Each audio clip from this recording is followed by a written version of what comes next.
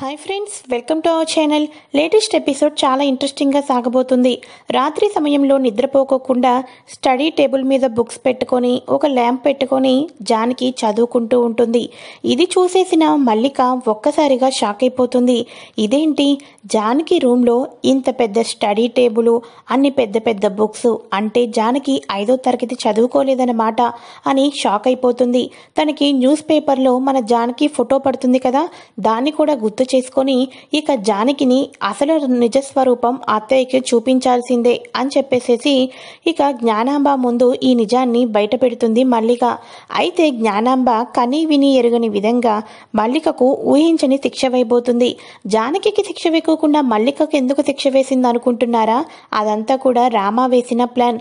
మరి రామ ఏ రకంగా ప్లాన్ వేశాడో తెలుసుకోవటం కోసం ఈ వీడియోని చివరి దాకా చూడండి ఫ్రెండ్స్. అంతేకాకుండా ఫస్ట్ టైం ఛానల్ని ఎవరైనా చూస్తున్నట్లయితే ఛానల్ని సబ్స్క్రైబ్ చేసుకొని పక్కనే ఉన్న బెల్ ఐకాన్ని క్లిక్ చేసి ఆల్ ఆప్షన్ని సెలెక్ట్ చేయండి.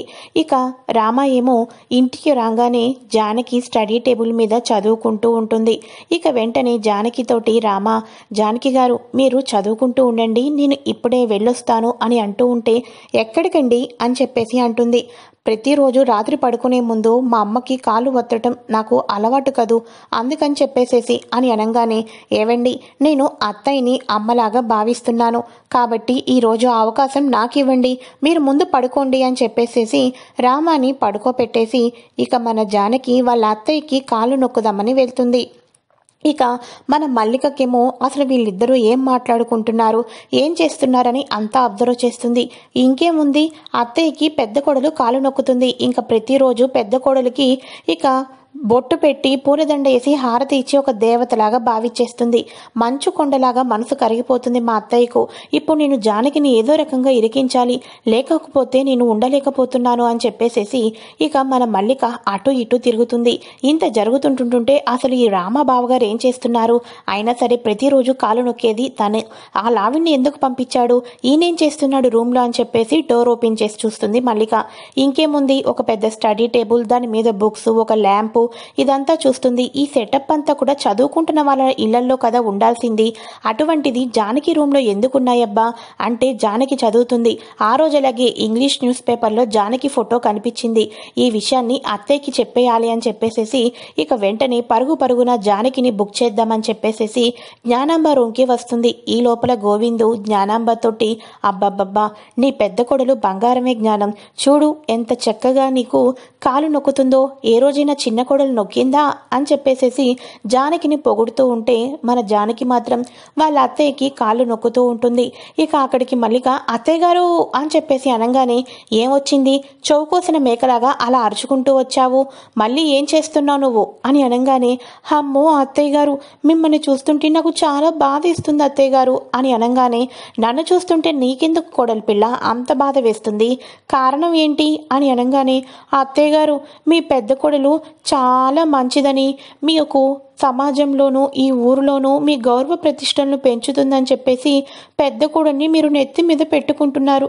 కానీ ఏ రోజు నాకు స్వార్థం రాలేదు అత్తయ్య గారు, కానీ మిమ్మల్ని మోసం చేస్తుందని ఇప్పుడు నాకు బాధ వేస్తుంది, మా అత్తయ్య గారు మోసపోయారు అని చెప్పేసి అని అనగానే ఇక వెంటనే, ఏం మాట్లాడుతున్నావు నువ్వు, నా జానకి గురించి లేనిపోని మాటలు ఏమీ చెప్పద్దు అని అనగానే, నేను ఏమీ చెప్పను అత్తయ్య గారు, మీ కళ్ళతో మీరే చూద్దరు, రండి అత్తయ్య గారు రండి అని చెప్పేసేసి జ్ఞానంబాని గోవిందను వీళ్ళందరినీ తీసుకొని రామ రూమ్కి వచ్చేస్తుంది మల్లిక. ఒక్కసారిగా రామ కూడా, నిద్రపోతూ ఉన్న రామ కూడా లేచి నుంచుంటాడు. ఇక వెంటనే, అత్తయ్య గారు ఇప్పుడు మీరు ఇక్కడ ఒక నిజాన్ని చూడబోతున్నారు అత్తయ్య గారు, ఇప్పుడు మీరు పెద్ద కోడల్ని ఇన్ని రోజులు నెత్తి మీద ఎందుకు పెట్టుకున్నానా, పెద్ద కోడల్ని ఎందుకు నమ్మానా అని చెప్పేసి మీరు అనుకుంటారు అని చెప్పేసి అంటూ ఉంటే మల్లిక ఈ మాటలన్నీ విన్న తర్వాత జానకి అనుకుంటుంది, మల్లిక ఏం చూపిస్తుంది, ఏం చేయబోతుంది అని చెప్పేసి అనుకుంటూ చూస్తూ ఉంటే స్టడీ టేబుల్, బుక్స్ ఇవన్నీ కనిపిస్తాయి. ఒక్కసారిగా రామ జానకిలు షాక్ అయిపోతారు. అక్కడ స్టడీ టేబుల్ ఉంది, ఇప్పుడు అత్తయ్య గారు చూసేస్తారు, ఏం చేయాలి అని చెప్పేసేసి అనుకుంటూ ఉంటే ఇక వెంటనే, అర్ధరాత్రి నిద్రని డిస్టర్బెన్స్ చేశావు, అసలు ఏం చేద్దాం అనుకుంటున్నావు మల్లిక, త్వరగా చెప్పు అని చెప్పేసి జ్ఞానాంబ అనగానే, చెప్తాను అత్తయ్య గారు, చెప్తాను. మీరు అనుకుంటున్నట్టు మీ పెద్ద కొడలు 5వ తరగతి కాదు చదువుకుంటుంది. పెద్ద పెద్ద చదువులు చదువుకొని మీకు అబద్ధం చెప్పి మీ ముందు మంచి నటనతోటి చక్కగా తెలియకోకుండా రాత్రులు చదువుకుంటుంది. కావాల్సి వస్తే అటు చూడండి, ఆ పుస్తకాలు, లైట్లు అన్నీ కూడా అని చెప్పేసేసి మల్లిక స్టడీ టేబుల్ని చూపించేస్తుంది. ఒక్కసారిగా జ్ఞానాంబ షాక్ అయిపోతుంది. ఇక రామ, జానకిలు అయితే ఒక్కసారిగా భయపడిపోతూ ఉంటారు. నిజం తెలిసిపోయింది కదా, ఇప్పుడు ఏం చేయాలి అని చెప్పేసేసి ఇక వెంటనే జ్ఞానాంబ, జానకి ఏంటమ్మా ఆ పుస్తకాలు? మల్లిక చెప్పింది నిజమా? నువ్వు 5వ తరగతి కాదా? గొప్ప గొప్ప చదువులు చదువుకుంటున్నావా అని చెప్పేసి అనగానే ఇక వెంటనే జానకి అలానే సైలెంట్గా ఉండిపోతూ ఉంటుంది.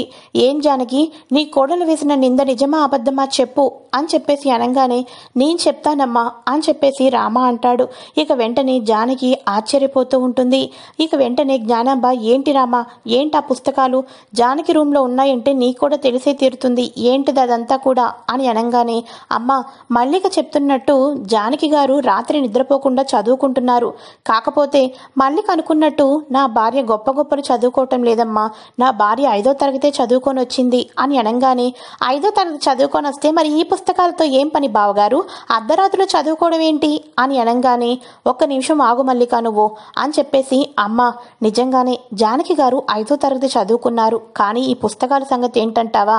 తిను కేక్ తయారు చేయడానికి నేర్చుకోవడానికి వెళ్తుంది కదమ్మా, వాళ్ళు కేక్లో ఎంత క్వాంటిటీకి ఏమేం పౌడర్లు కలపాలి, ఇక ఫ్లేవర్స్ అయితే ఏం మిక్స్ చేయాలి, ఇదంతా కూడా ఒక నోట్ ఇచ్చారమ్మా.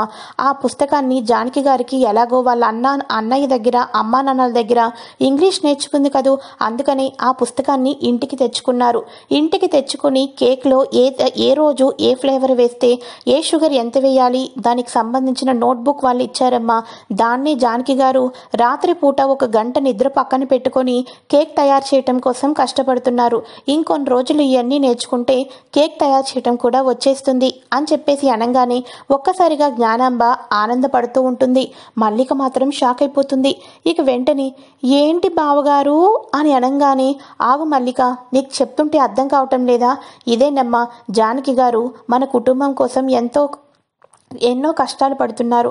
ఒక పక్కమున్న 5 లక్షల కోసం ఎంతో శ్రమించారు. ఈరోజు నిద్రపోకోకుండా కేక్ని ఇలా తయారు చేయాలని నేర్చుకుంటున్నారు. జానకి గారు ఎవరిని మోసం చేయరమ్మా.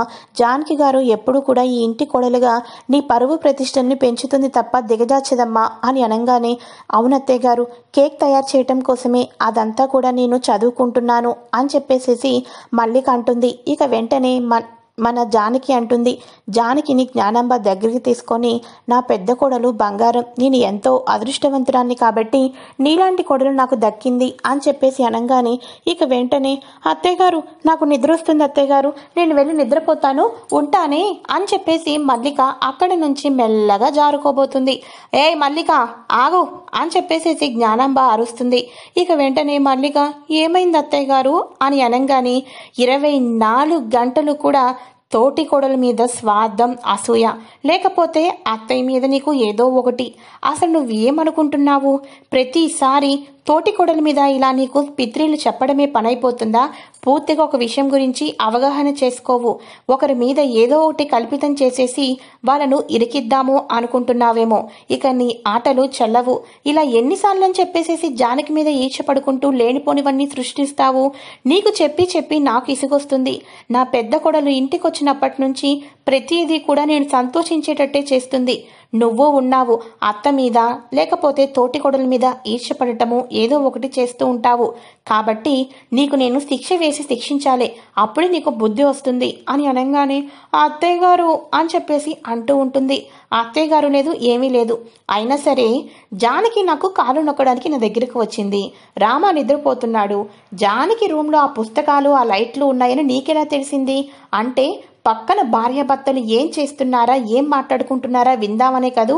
ఇదిగో మల్లిక, ఈ రోజు నుంచి నువ్వు 10 రోజుల వరకు బెడ్రూమ్లో పడుకోవడానికి లేదు, హాల్లోనే లేకపోతే గుమ్మంలోనే చాప మీద పడుకో. అప్పుడు ఎవరు బెడ్రూమ్లో ఏం మాట్లాడుతున్నారా అన్నది నీకు తెలీదు.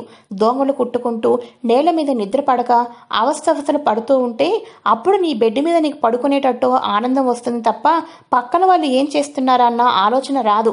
కాబట్టి నువ్వు ప్రతిరోజు ఈ ఇంట్లోనే హాల్లో పడుకోవాలి.